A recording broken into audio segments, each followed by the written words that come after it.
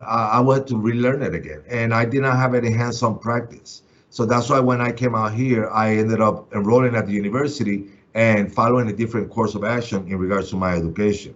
But education is more so than just going to college. Education is what you're doing this, what you were doing this week, any opportunities you may get. Like Veronica got the opportunity um, to do the COVID-19 courses through the American Red Cross and things like that. Those are valuable as well. I want you to understand that on an annual basis, a bachelor's degree holder earns about $32,000 more than those whose highest degree is a high school diploma. And that's according to the Association of Public and Land Grant Universities. Many employers have compensation structures that produce pay scales for every position. The starting salary, midpoint, and maximum salary, combined with other factors such as education and experience, calls for the amount of money that they're going to offer you.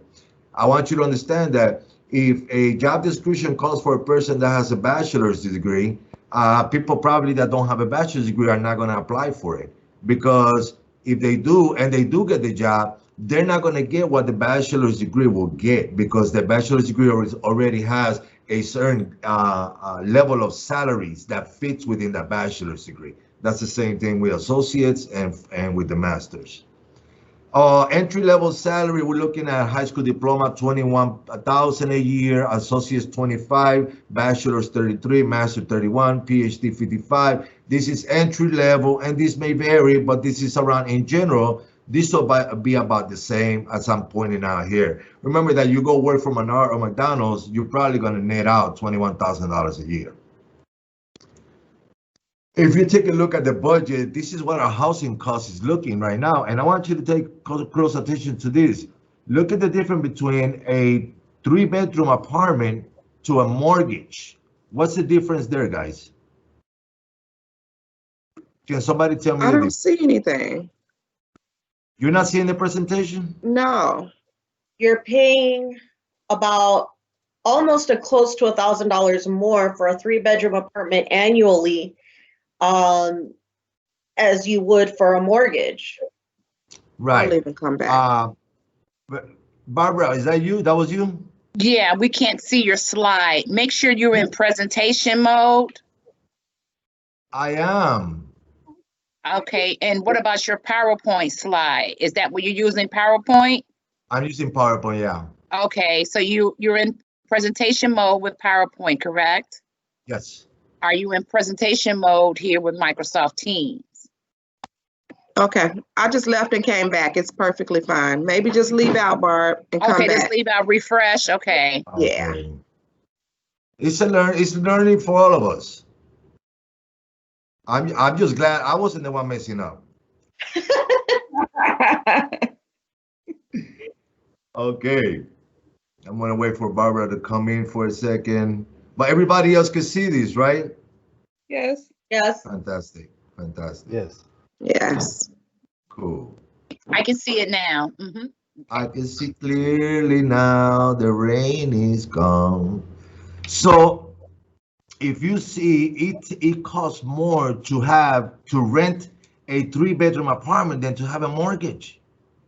I've seen 3-bedroom apartment, and I'm being conservative with these numbers. The rental units out there, depending on where you're at, are much higher than this. If you go to the Gold Coast, or if you go uptown, or if you go to Oak Park, it's gonna be higher than this. So this is just an average. So guys, you should shoot for all. If you don't own a home, my thing to you is shoot to own a home. You're gonna save so much money.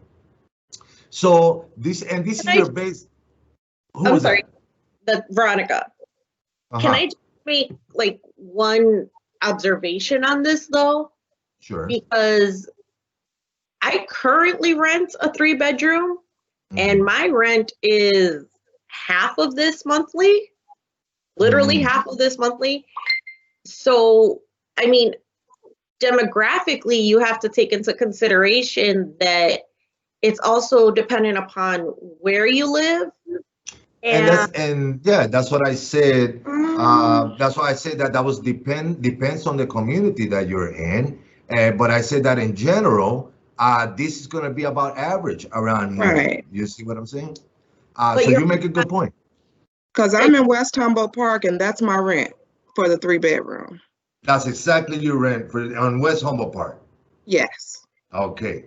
So yeah, it depends on the area. We're looking at on average, this is what you will spend. And I just put some utilities in there, some food and car payments because you need car for transportation. It would change if you were using public transportation, but I want to make sure that I want to think that you guys want to have a car or have a car. And then I multiplied everything by 12, which is 12 months. And so annually, you will be spending 7,200 for a 1 bedroom, 1,473 for electricity, and 4,992 for the financing of a vehicle. And that's just a couple of the many items that we have here. Now, if you look at um, this one right here is just the housing alone, what it will cost per year. And actually, this one right here is adding everything together. So if you add the 1 bedroom with the 400, the utilities and the car, then you will spend $24,000, 828 a year. This is what you will bringing in a month, 2069, and successively with the other items, the same methodology. So if you compare the degree to an annual expenditure of a household, and mind you, in there I did not put Uncle Joey's birthday party and Bertha's wedding, going to the movies, going on vacation. None of that money is in there. None of that. I just gave you your basics. And I don't even know, I don't think I even gave you a phone. Did I give you a phone and cable? No. I did not even give you a phone or cable. So right now you can't even call me. Okay? So with a GED, you cannot even afford a 1 bedroom. On top of that, guys, take a look at this. You add a child to the household, you're adding $14,000 in annual expenditure. So for that 1 bedroom, if it's a 1 parent household, add 14,000 to that 24,000, that's 38,000. You're gonna have $38,000 in expenditures, and believe you me, that GED and high school diploma alone is not going to do it. Now, when you go to your associates, you begin to somewhat catch up to where you have some flexibility to add that cable bill and that phone with that 1 bedroom, but not with the 2 bedroom. And then if you go to your bachelor's, you're almost there, but not quite. You cannot even afford with a bachelor's a 3 bedroom. And if you have kids, it's even going to be more. So when doing a budget, I want to give you some tips.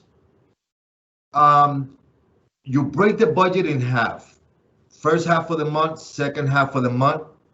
That way you can balance out the bills so you can have almost the same expenditures on the beginning of the month to the end of the month, so that it could be consistent across the board, and it gives you a better idea of what money you have left. On the money that you have left, you live per deal. What that means is after paying all of your bills, divide the amount of days you have paycheck.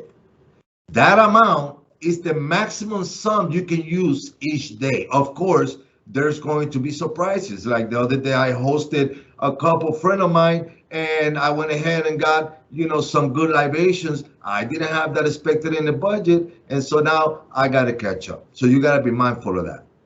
Mainly, you need to save for emergencies. Typically, you want to have 3 to 6 months of savings in the bank that will cover all of your expenses, including your housing, in the event of a job loss, or in the event that a family member gets sick and you need to pitch in or do something. It's always a good methodology to do something like this.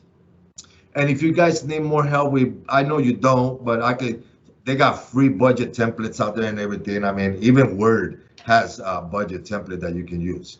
But I live by the budget now. I live by the budget. I'm reconciling the bank every month because it's real out here the way things are.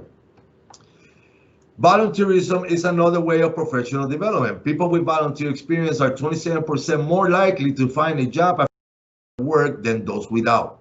You gain insights on other careers as well. Volunteer work can give you the opportunity to explore different occupations. It also gives you a chance to check out different industries. And that's going to be very important. I did not know this, but I did not know for many years what an operations manager was until I volunteered at an agency and I looked at what the operations manager did. And then I was able to fix my resume where the wording of my experience fit that of an operations manager, and eventually got a job at one point for that too. So it's there's a lot of jobs out there that we don't even know what is it that they do. But by being exposed to it, we learn it. Volunteering, you can volunteer as a board member for a nonprofit. You can volunteer for the city of Chicago in any or nonprofit organization. And I don't say you have to volunteer every day, every month. You volunteer once a year, at least once a year. Do something once a year. It shows that you're selfless. It shows that you're compassionate, that you care, and it really brings to light to the employer, the prospective employer, the uniqueness that you bring to the table. Mentorship is going to be important too. A trusted mentor can help you do the following: build your network. Your mentor opportunity to expand your existing network of personal and professional contacts, advance your career. A mentor helps you stay focused and on track in your career through advice, skills development, networking, and so on. One of my jobs I got was through a mentor. He recommended that I be interviewed for the job, and they eventually hired me. And that's when I became the executive director to the shelter in Pilsen and Little Village. So that same mentor paid $60,000 towards my college education. And this guy is a white guy, old man, no kin to me whatsoever, but he believed in me because of all the work that I was doing. He became my mentor, and we used to meet each other once a month in a coffee shop. I used to share with him everything that was going on at work. He would guide me, direct me, take some notes, make some phone calls. And you cannot ask somebody to be your mentor, by the way. It just happens. But you have to have that one-on-one with that person so that you can see if that person brings something to the table that benefits you, and that you bring something to the table that benefits that person. Like for that person that mentor that I had, what I brought to the table was I'm on the ground level. I'm working our homeless prevention programming throughout the city, and that was of interest to him, to have eyes and ears on the ground and hear firsthand what was going on with funding streams, programming, evaluations, things like that. And just like it's important for you to get a mentor or have mentors, it's also important that you do some mentoring yourself.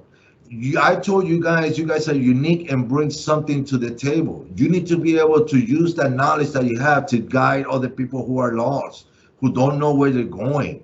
And again, that happens through one-on-ones. So mentors are an important part of personal and professional development. They are guides through times when people need someone that can point them in the right direction. Good mentors are enthusiastic people enjoying the role they play in helping others achieve their goals. And I believe each and every one of you have that in you. And civic engagement. Civic engagement involves working to make a difference in the civic life of one's community and developing the combination of knowledge, skills, values, and motivation to make the difference. Volunteering, national service, service learning are all forms of civic engagement. I told you guys earlier that I am a commissioner for the development. I'm one of the commissioners for the Development Commission at the Village of Hanover Park. What we do is we decide what businesses come into Hanover Park by determining whether they fit the criteria that have been set down by the government, from zoning to architecture to location to traffic patterns. We review all of that before we make a decision and make a proposal to the Board of Trustees to allow a business to come to Hanover Park. That means I have some sort of voice there. That means that I'm able to say, hey, I have something to do with the fact that we have all of these businesses in the community that makes our community a thriving one because our economy is doing well because of those businesses. And so civic engagement, I think, is imperative, important for you to embed it into your life. You know, local school council. You could be a local school council member for the school that your kids go to. That's civic engagement. Okay. And so civic engagement and employment. Through civic engagement, you can gain experience with projects and people that provide great answers to interview questions like, tell me about a time when you work on a project and saw it through to the completion. Or what is your experience working with, and then you can fill in the blank. These are questions that are asked of you in interviews. And by you doing this type of work, you will have an answer.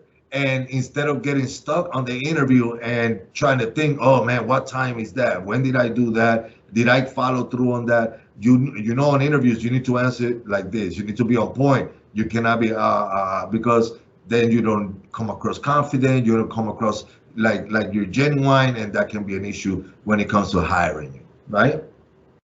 So lastly, we covered the 4 pillars of professional development. We got education, volunteerism, mentorship, and civic engagement. I live all 4 of these every day of my life. I do all 4 of these every day of my life because I want to lead by example. I don't want to tell people, hey, this works if I'm not putting it into place. So I say that to say unto you that this might be something that you want to try in your life, in your daily lives. Any questions?